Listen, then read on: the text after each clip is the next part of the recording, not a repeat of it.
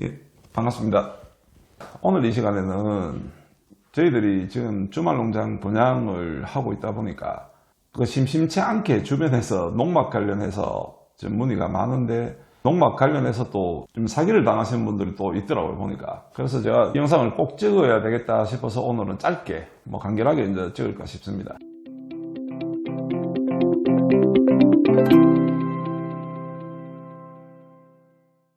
농막을 세컨하우스나 이런 용도로 사용을 하시기 위해서, 그리고 기농기촌 하시면서 농막을 하나 좀 가지고 하는 게 요즘 많이 수요도 높고 실제로 이제 노망이죠. 농막은 엄밀하게 말하면 그 농지에 농사용으로 짓는 임시 가설 건축물을 말하는 겁니다. 농사를 짓기 위한 어떤 장비나 그리고 잠깐의 휴식 이런 용도이기 때문에 결국은 말을 그대로 직역을 하면 이제 농지에 놓는 게 농막이라는 거죠. 농지를 대표적으로 보면 지목이 전닭과 이래 나오죠.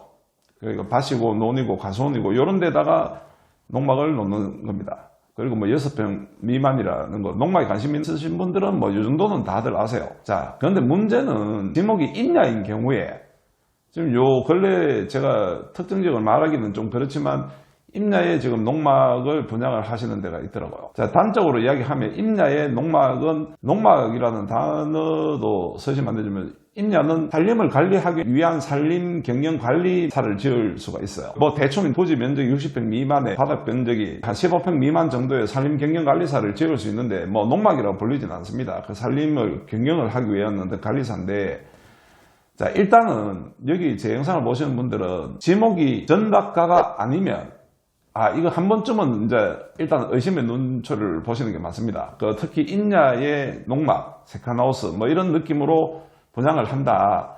그러면 일단 의심부터 하고 보시는 게 맞습니다. 임야에는 임업인이 아니면 산림경영관리사를 설치할 수가 없다고 보시면 됩니다. 임업인이라고 하면 보통 내가 그 산을 사서 임업인으로 신고하면 되지 않을까 이런 생각을 하실 수도 있는데, 임업인의 요건이 몇 가지가 있죠. 3헥타르 이상 산림을 가지고 계시든지 90일 이상 임업에 관련되는 일을 하시든지, 그리고 연 120만 원 정도 나오는 이제 소득이 있어야 되고, 그리고 산림조합원으로 등록을 한다든지 이런 여러 가지 요건들이 있어야지 임업인으로 인정을 받을 수가 있어요. 그리고 임업인이 설치하는 게 산림경영관리사라는 것만 아시면 됩니다. 그래서 임야에는 농막을 지을 수가 없습니다. 요즘 이제 농막이라고 말을 하지 않고 세컨하우스 이런 식으로 표현을 해서 임야에다가 분양을 하시는 경우가 있어요. 그런 경우에는 기획부동산일 확률이 굉장히 높기 때문에 그 부분에 대해서는 조금만 검토를 해보시면 이게 거짓말이구나 라는 걸 알 수가 있습니다. 그리고 두 번째, 어떤 땅이든 농막을 놓는 것은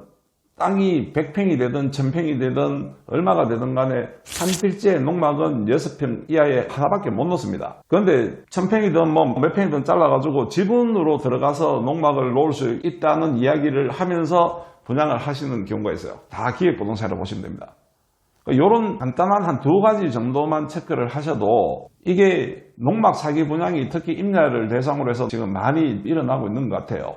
현실적으로 제 주변에도 그 부분에 대해서 헷갈려 하시고 그것 때문에 또 실제로 구매하셔서 문제가 되시는 분도 있습니다. 자, 가보니까 농막도 다 나와져 있고 개발이 되는 것처럼 보이더라. 자, 현실적으로 다 개발이 되고 있는데 그건 무슨 소리냐 이렇게 말씀하시는 분도 있어요. 자, 행위를 하는 거는 농막은 개발 행위에 포함되지 않습니다. 가설 건축물이기 때문에 신고로 해서 이제 하게 되는데, 행위를 하는 거는 본인 마음입니다. 그런데 나중에 그 행위가 불법이라서 처벌받는 거는 사후에 관리하시는 지자체나 이런 데서 관리를 보고 처벌을 하시는 겁니다.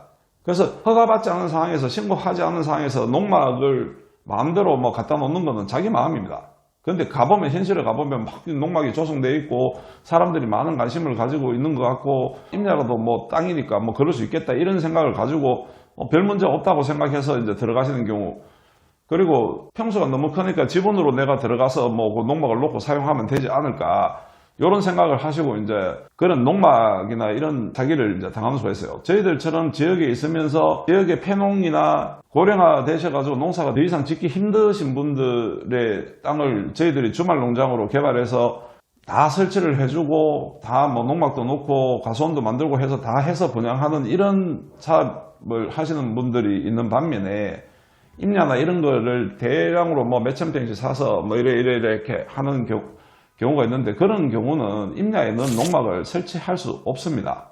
임업인이 되면 산림경영관리사를 할 수 있다는 거예요. 단 임업인이 돼야 된다는 거죠.